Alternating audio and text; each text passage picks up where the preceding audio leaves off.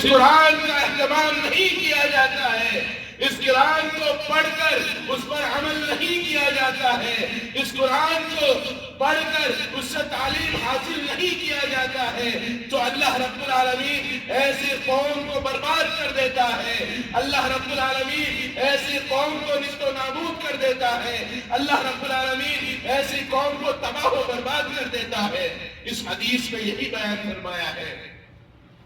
تو آج اختلاف و انتشار کی سب سے بڑی وجہ ہم نے قرآن کو چھوڑ دیا، قرآن کی تعلیم حاصل کرنا چھوڑ دیا، ہم نے قرآن کو تحفوں کی زینت بنا لیا، ہم نے قرآن کو تبرک کی زینت بنا لیا، ہم نے قرآن کو تعویذ کا ذریعہ بنا لیا، ہم نے قرآن کو محض ایک کتاب سمجھ کر اپنے کباڑ میں سجا کر رکھ دیا۔ اگر قرآن پر عمل کیا، اگر قرآن سے تعلیم حاصل کی، اگر قرآن پر عمل کیا تو اللہ رب العالمین آپ کے مرتبے کو بھی بلند کر دے گا، آپ کے درجات کو بھی بلند کر دے گا، اور اس قوم کی ویلیو کو دنیا میں بڑھا دے گا۔ کب؟ جب آپ قرآن کو پڑھ کر اس پر عمل کریں گے۔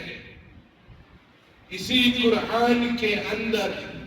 اللہ رب العالمین نے ایک ایسی سورت رکھی ہے جس کو ہم اور آپ سورہ حجرات کے نام سے جانتے ہیں۔ اس سورت کے اندر اللہ رب العالمین نے معاشرے کی اصلاح کرنے کے بہترین طریقے بتلائے ہیں۔ پہلا طریقہ بتلایا ہے، جب تمہارے پاس کوئی شخص خبر لے کر آئے، بات لے کر آئے، تو اس بات پر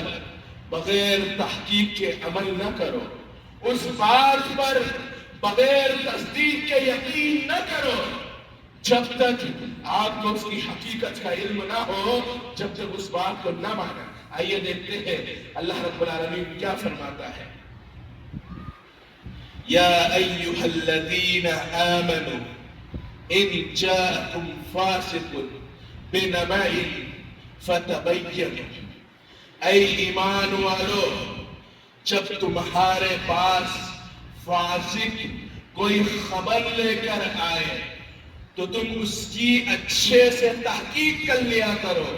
اس کی اچھے سے جانچ پڑتال کر لیا کرو، اس بات کے بارے میں بہترین طریقے سے ریسرچ کر لیا کرو، اس کی حقیقت کیا ہے، کیا یہ صحیح کہہ رہا ہے یا مجھے بھڑکا رہا ہے، کیا اسی بات میں دم ہے کہ محض اس کا کام اختلاف و انتشار کرانا ہے۔ مگر افسوس، صد افسوس، آج ہم ہمارے معاشرے کا جائزہ لیں۔ معاشرے میں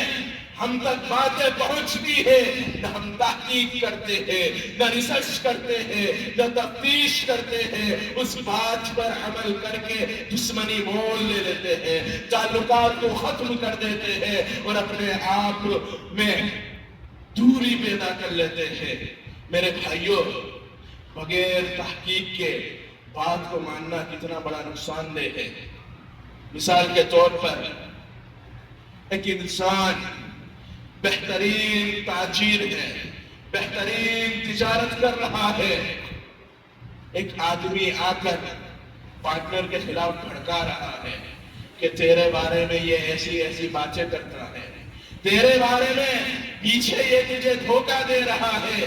تجھے پروفٹ صحیح سے نہیں دے رہا ہے، تجھے پرسنٹیج صحیح سے نہیں دے رہا ہے۔ سماج میں ان کی ویلیو ہے، ان کی تجارت کے گیت گائے جاتے ہیں۔ اگر وہ آدمی بغیر تحقیق کے، بغیر جانچ پڑتال کیے اس کی بات کو مان لے گا،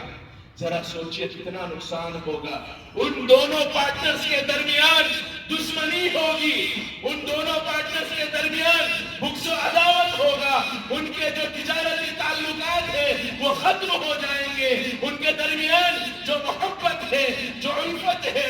وہ ختم ہو جائے گی، اور سماج میں جو ان کی ویلیو تھی، جو ان کی اہمیت تھی وہ ختم ہو جائے گی، اور ان کا تجارت، جو ان کا کاروبار چل رہا تھا وہ ٹوٹ جائے گا۔ کس چیز کی وجہ سے؟ سامنے اگر وہ دونوں پارٹنرز جو خبر ان تک پہنچی ہے، جو بات ان تک پہنچی ہے، اس کی تحقیق کر لیتے، اس کی جانچ پڑتال کر لیتے، کو معلوم ہو جاتا کہ اس نے حسد کی وجہ سے، بغض و عداوت کی وجہ سے، کینہ و کپٹ کی وجہ سے میرے خلاف جال بچھایا تھا، تو فائدہ کیا ہے میرے بھائیوں کہ اگر ہمیں کوئی آ کر بھڑکائے، ہمارے کان بھرے، ہمیں بہکانے کی کوشش کرے، تو شریعت کیا بولتی ہے؟ اس چیز کی تحقیق کر لو، اس چیز کے بارے میں تفتیش کر لو، یہ بات صحیح ہے کہ غلط ہے۔ اگر صحیح بات بھی ہے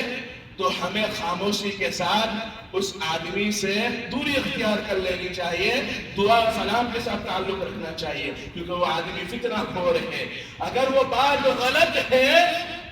تو ہمیں آگے کوئی ایکشن نہیں لینا چاہیے، ہمیں معلوم ہو گیا کہ اس نے ہمیں صرف بھڑکایا ہے، ہمارے درمیان اختلاف و انتشار پیدا کرنے کی کوشش کی ہے۔ میرے بھائیوں، آج یہی جھوٹی خبروں کی وجہ سے، جھوٹی بات پر یقین